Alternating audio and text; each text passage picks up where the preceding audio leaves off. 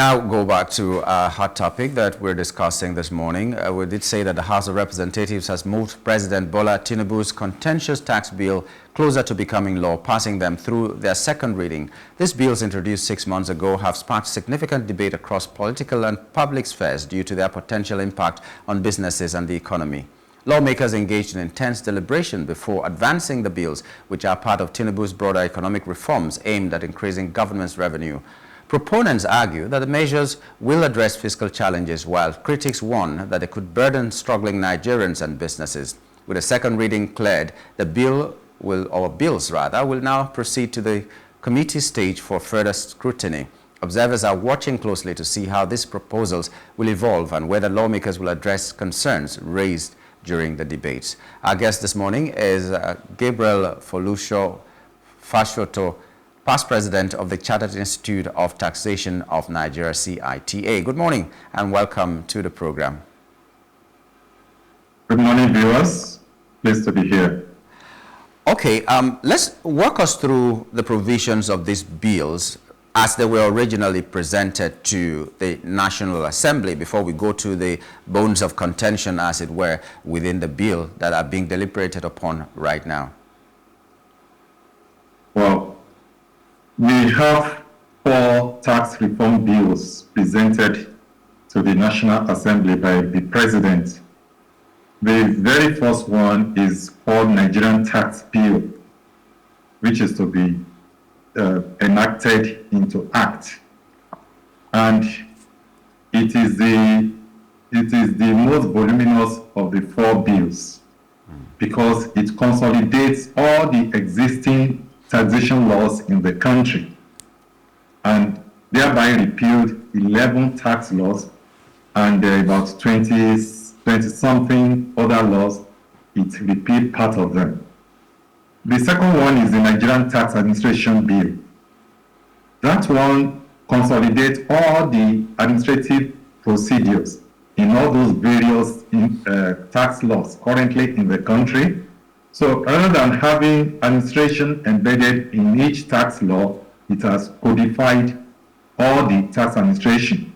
And it is easier for anybody to go through it and know how to go about implementing each of the tax laws.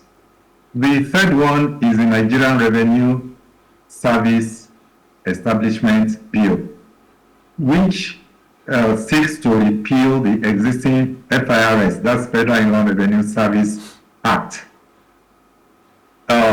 It's transforming the Federal Inland Revenue Service from being called a federal agency, but rather to be called Nigerian Revenue Agency, meaning that it's responsible for the federation and not only the federal government. The last one is the Joint Revenue Establishment Bill, Joint Revenue Board of Nigeria Establishment Bill. This one now gives teeth to the existing Joint Tax Board. Existing Joint Tax Board allows for the chairman of each state internal revenue services as well as the Federal Inland Revenue to meet, but currently they play only advisory role. But with this bill being passed into act, then it's going to give it a teeth, whereby it has specific legal responsibility to discharge, thereby harmonizing the tax situation in the whole country. That's the overview of the 4 bills. Okay, when you got to know the provisions of these bills, what was your initial reaction in terms of advantages of these bills, and then we go to the disadvantages or your misgivings or your reservations about these bills when you first saw them. So let's start with what you think these bills could mean for our economy positively. When I got the wind of these 4 bills, I think I shouted for joy. Why? It depicts what the Chartered Institute of Taxation of Nigeria had been clamoring for from ages. Why? we are having so many tax laws in the country dating back to 1930s and so on and so forth. And some provisions are just not operative. There are so many things to be done to our tax laws, but successive governments didn't pay much attention to them. So I was really happy when they introduced these tax bills into the National Assembly. Now, the pluses for these bills include making life to be easier for the low-level income earners in the country. You know, these low-level income earners in the country, they have been rolling over burden of taxation because they are the vulnerable group. Whenever they file their tax returns, that's the time the tax officials will be running after them, maybe for less than 5,000 naira tax. But now, with this codification of the tax laws in the country, the high echelon of the economy is being targeted to bring in more revenue to the government coffers, rather than where we are having split of income at low level coming into the national cover. Now, another thing is this. These tax bills is depicting one-stop shop for taxation in the country. You know, the problems of the investors, especially the foreign investors in the country, is that they don't know the beginning and the ending of their tax obligations in the country, which is contrary to what happens in the developed world. You know, but with these four tax reform bills, it's easier for them before they make final decisions concerning their businesses. They should be able to know what is their tax obligation and how to go about them. Then, another plus is the interest shown by the chief executive of the country, that's the president of the country. This is the very first time we are having the president of Nigeria having passion for taxation in this country. You know, without the involvement of the chief executive, either of the nation or of a state, there is no way taxation can be properly administered. But with this, you know, Nigeria is in for a good show because, you know, the whole benefits transcend beyond passing the bills into law. It also requires the executive arm of the government putting the right infrastructure in place, being able to implement the relevant provisions of the law, and being able to compensate people who are tax compliant. So these are some of the pluses for this tax. So did you give it a clean bill of health, or you had some reservations about the tax bills, something that you could have wished that could be done better than what was provided for in the tax bills? Surely, no law is 100% perfect.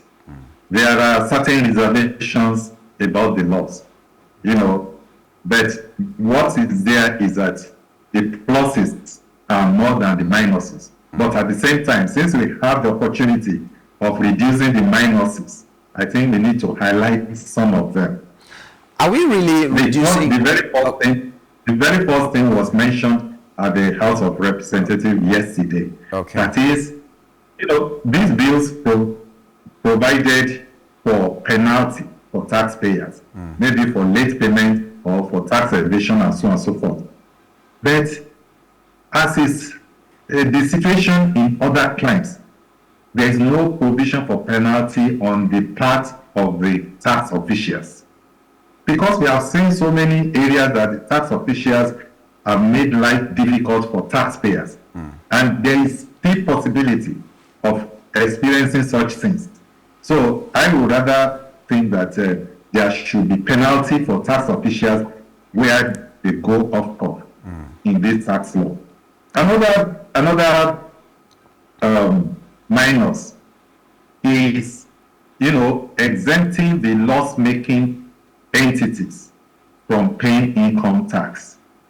If care is not taken, an aggressive tax avoidance taxpayer can seize that opportunity and be incurring losses in his business for the whole of the time in its existence. So there are supposed to be limitations as to when the exemption should be given to the loss-making company.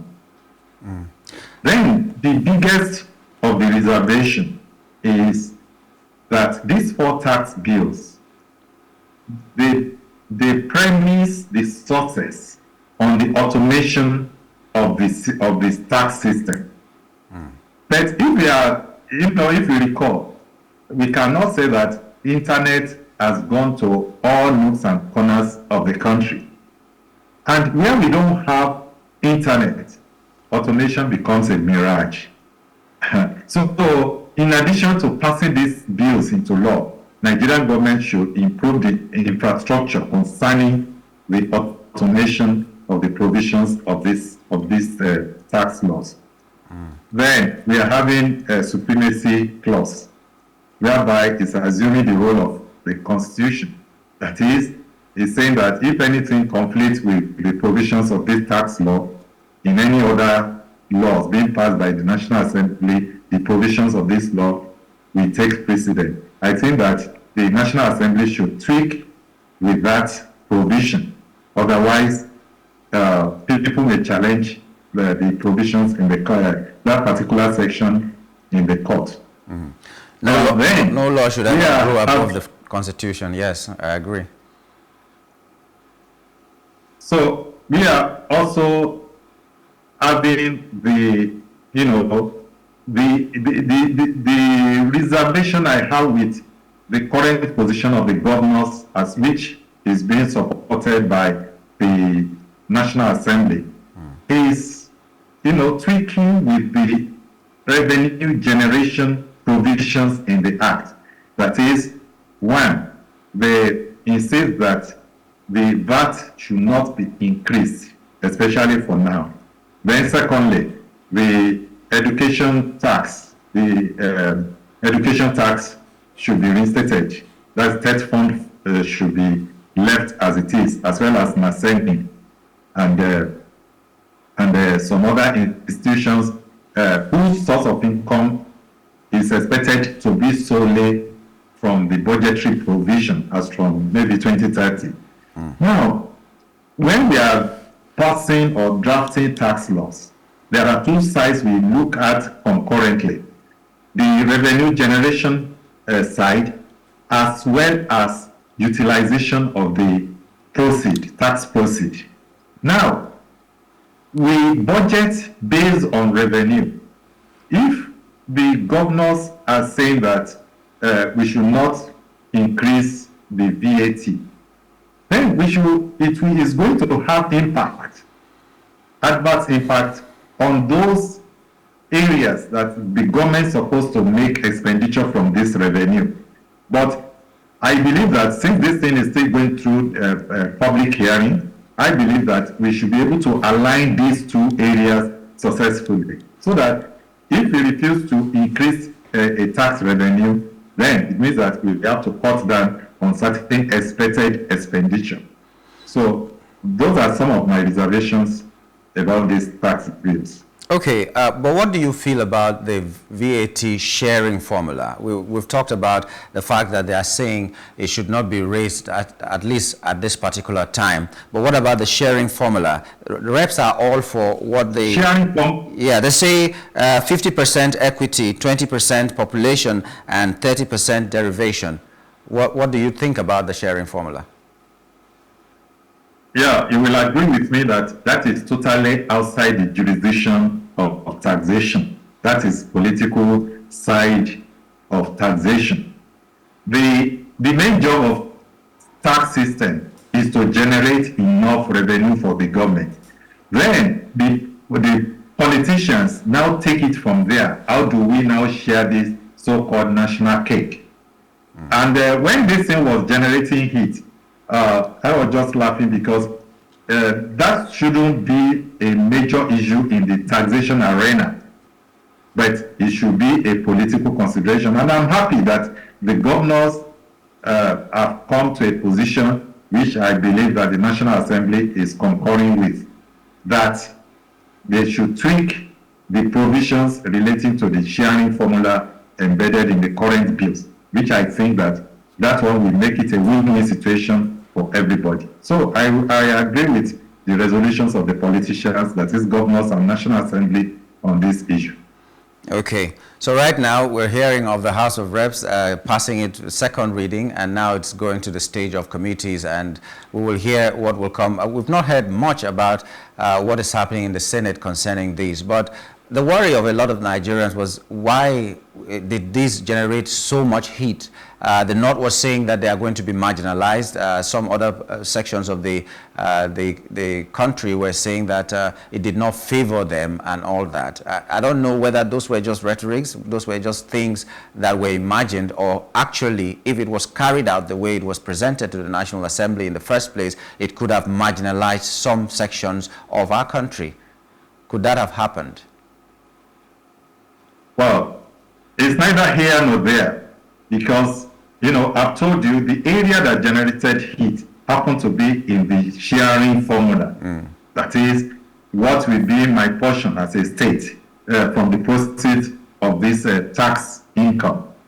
That was the area that was generating heat, rather than how this revenue or this cake will be baked.